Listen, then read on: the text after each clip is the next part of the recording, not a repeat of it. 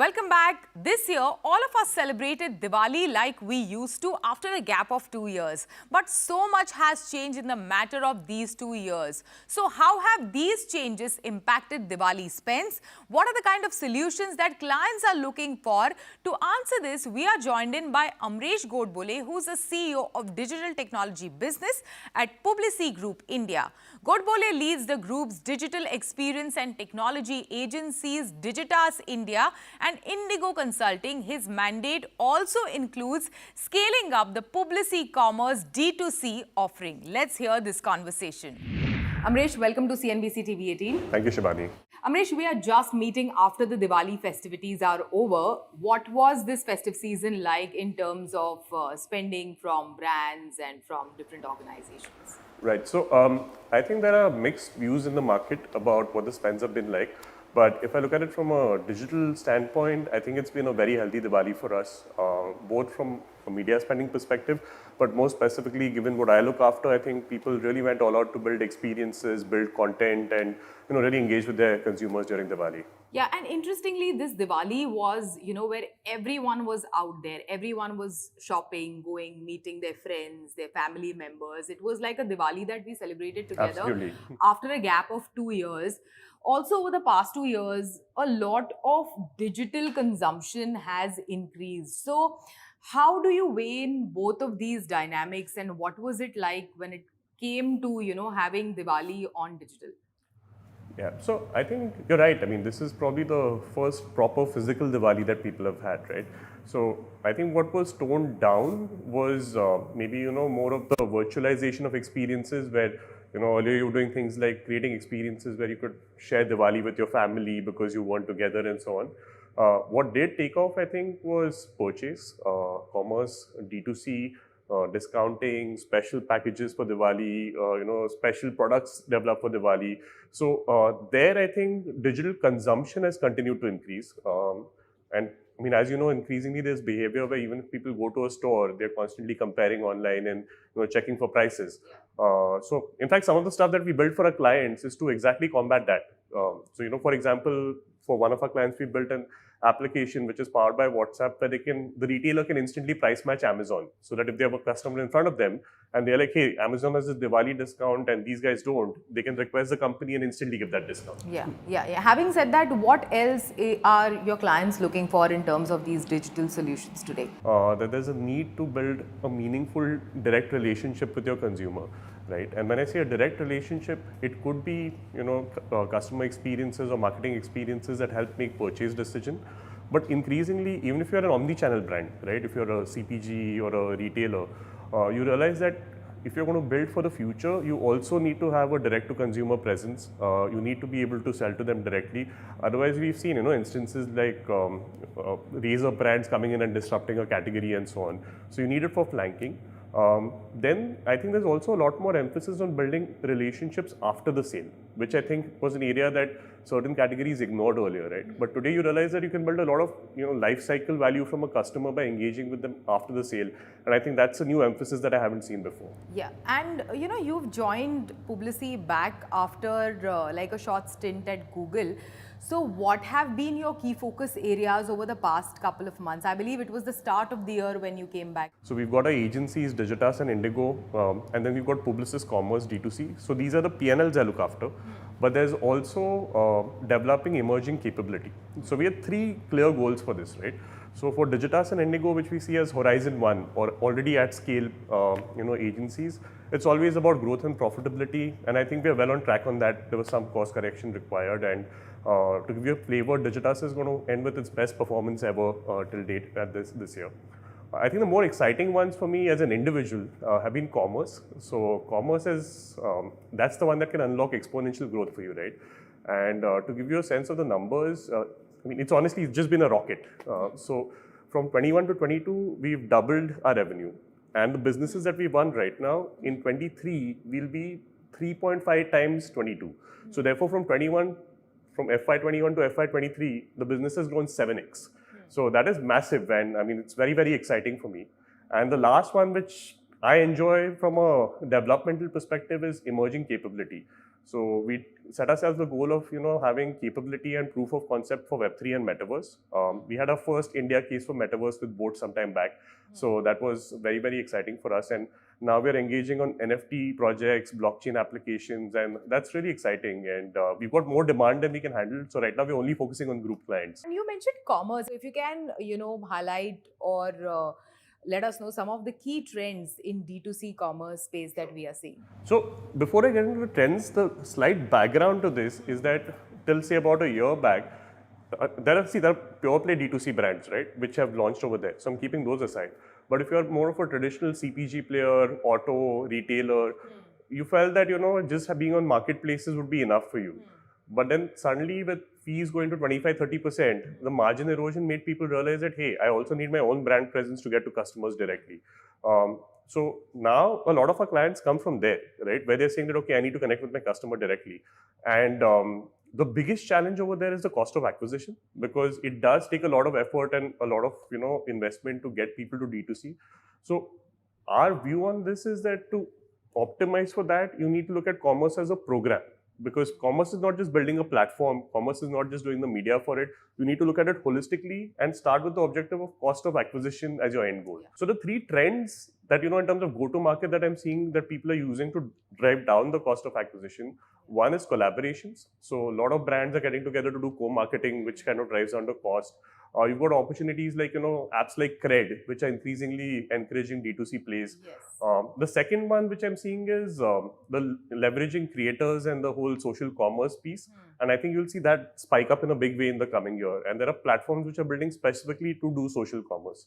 And I think the last one, which I touched upon from a Diwali perspective, was also creating products for D2C or innovative packaging. So one reason that people come online is to get discounts. But what if they could get experiences that are personalized, for example, which you can't do in a store, right? So what is it that differentiates you from the retail experience is what people are thinking about now. That's a great thought. Thank you so much. Thanks for joining us. Thank you so much, Shivani. It is time for a short break. On the other side, we have ad industry veteran Ambi Parmeshwaran, who is launching a new book this week, All the World's a Stage, a personal branding story. Your health is our concern. Choose network or appropriate hospital. Our telemedicine and customer care team are available to guide you. Star Health Insurance, always at your doorstep. For promoting better banking and business practices in the jewelry industry, Gem and Jewelry Export Promotion Council hosted the annual Banking Summit. Catch all the highlights of GJEPC presents Gem and Jewelry Banking Summit 2022 at these times only on CNBC-TV18. Presented by GJEPC.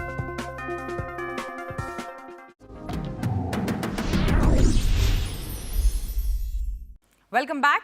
After writing many noteworthy books like Spring, Sponge, For God's Sake, Nawab Nudes and Noodles, advertising veteran Ambi Parmeshwaran is launching a new book this week, All the World's a Stage, a personal branding story. The book actually works like a roadmap towards what, why and how of personal brand building. To tell us more, we are joined in by the author himself on the show.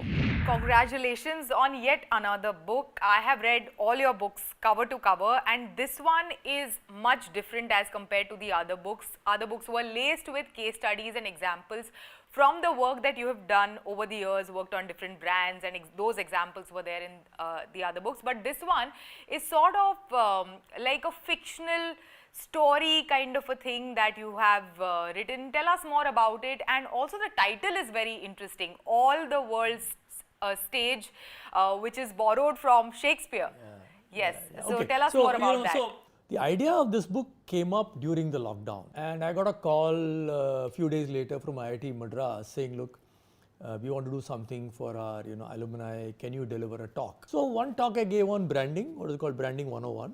Second talk I gave on living the brand, which is B2B branding. The third talk I gave on building your personal brand. Literally a week later, I got a call from someone who said, look, we attended that talk on personal branding. Can you do that for our, people? And that led to another talk, another talk, another talk. And then I said, look, there is something happening with personal branding. So I started collecting, articles like, books and articles, started reading them. And then I broadly had an idea that I should write a book on personal branding. And here, of course, there is a character called Ambi, but you have mentioned right at the beginning of the book how personal branding helped you when you no longer were a CEO of an XYZ organization. Can you share how can an individual build a personal brand while working for a company or an organization? Okay, I think in certain professions, building your personal brand helps your organization, right? So advertising for sure. We have seen how mustache or a topi has really worked. I mean, the fact that going and giving talks, meeting new people, writing articles, and let's say coming on your show, giving interviews, all this helps you as an individual. It also helps your company because you're talking about your campaigns, etc., etc. It helps your company. So it helps both ways. The dicey thing there is, and I think I've discussed that in the book, is that when do they start operating at cross purpose? And that's something one has to watch out for. I cannot, if I'm working in a company, I cannot build my brand at the cost of my company's brand. So I always have to be clear, this is what my company stands for, and whatever I say or do on my personal space should pull in the same direction. Like for example, if I'm working in a company, I cannot go and write an article which is defamatory about a brand we work on, right? It's not correct, right? So I don't do that. But if you are able to do this, ride this, double header, the 2-horse thing, then when you get out of a full-time job, you can then have your horse and ride that horse. It's good to have something in addition to work as a passion, because through that you will meet a lot of interesting people, which may end up helping you in your work as well. Like for example, you are an anchor, you are a television journalist, you are a recognized person, but you also have a second life. You are an athlete, right? You run marathon, you run God knows how many marathons, how many of those mountain climbing stuff you've done. That's your passion. Correct. But through that, you can meet very interesting different people. Yeah. So when you use the term networking, a lot of people say, "Yaar, networking is very cheapskate. Like you go to a party and distribute your visiting card." That's not networking. The real networking is developing a parallel group of people whom you're with, who you're passionately involved with, and therefore you're spending time, effort. It could be like what you're doing. It could be a running group. It could be an NGO. It could be an educational institution you're involved with, or it could be a music circle. It could be a painting circle. It could be anything. Finally, before we go, who is this book for? Who should read it? In the book, I presented one character as Ambi, right? I mean, all the other characters are fictional. And I've also mentioned that this Ambi in this book is much younger than me, right? Much younger, 20 years younger than me. The reason is that I wanted this conversation to be among, say, 4 or 5 people who are in the 45 kind of an age group, right?